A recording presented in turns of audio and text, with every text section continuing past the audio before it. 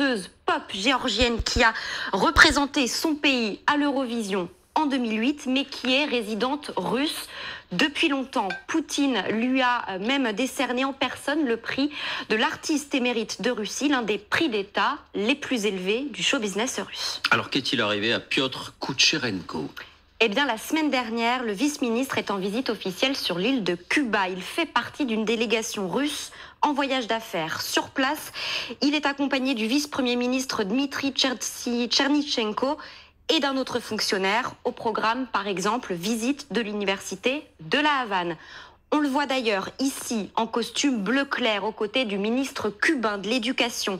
Il semble en pleine forme. C'était jeudi dernier.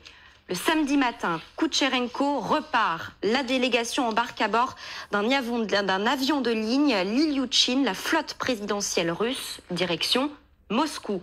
Après 11 heures de vol, l'avion fait une première escale à l'aéroport de Casablanca, au Maroc, puis repart. Et c'est là que tout bascule. Piotr Koutcherenko tombe subitement et mystérieusement malade. Son état est suffisamment grave car le pilote de l'avion va changer de trajectoire et se dérouter vers ce petit aéroport au sud de Minalrini-Vody, à 1500 km au sud de Moscou.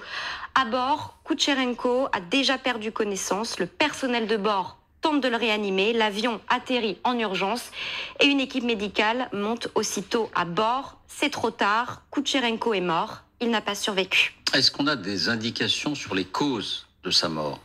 Officiellement, selon le communiqué de son ministère, Piotr Koutcherenko est tombé malade dans l'avion dans lequel la délégation russe revenait donc d'un voyage d'affaires à Cuba. Les médecins ont tenté de l'aider, mais ils n'ont pas réussi à le sauver. Nous offrons nos plus sincères condoléances à sa famille et ses amis. Autrement dit, aucune information sur les causes de sa mort. Les médias russes, eux, évoquent un problème cardiaque et indiquent qu'un examen précis aura lieu ce mercredi. Un problème cardiaque. C'est vrai que souvent, quand on meurt, c'est un arrêt du cœur. Bon, passons. Avait-il, d'une manière ou d'une autre, pris ses distances avec le Kremlin ?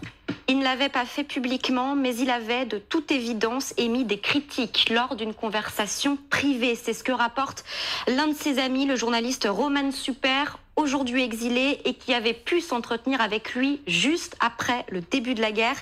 Il avait qualifié l'invasion de l'Ukraine d'invasion fasciste.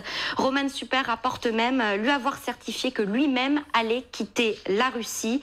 Sauvez votre vie et celle de votre famille, lui dit le ministre. Partez dès que vous le pouvez. Vous ne pouvez pas imaginer le degré d'abjection de notre État. Roman Super lui répond: vous ne voulez pas vous en sortir. C'est impossible. Il nous retire nos passeports et aucun pays ne voudra d'un vice-ministre russe après ce moment-là. Avant d'ajouter, je prends des antidépresseurs et des tranquillisants en même temps par poignée et ça n'aide pas vraiment. Je dors à peine, je me sens très mal. Nous sommes tous pris en otage, personne ne peut faire le moindre bruit. Va vite, Roman.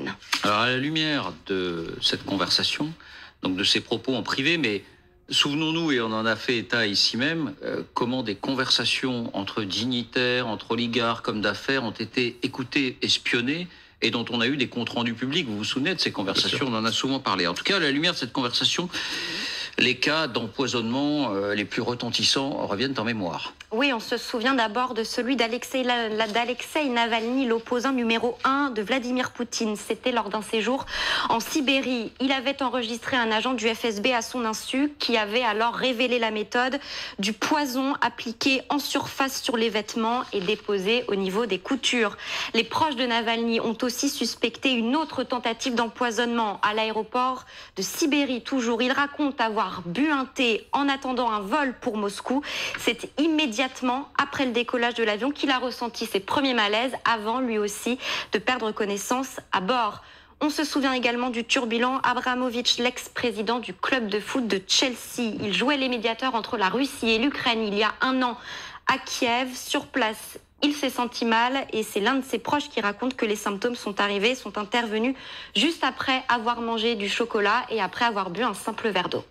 Autrement dit, l'imagination en cette matière-là est au pouvoir.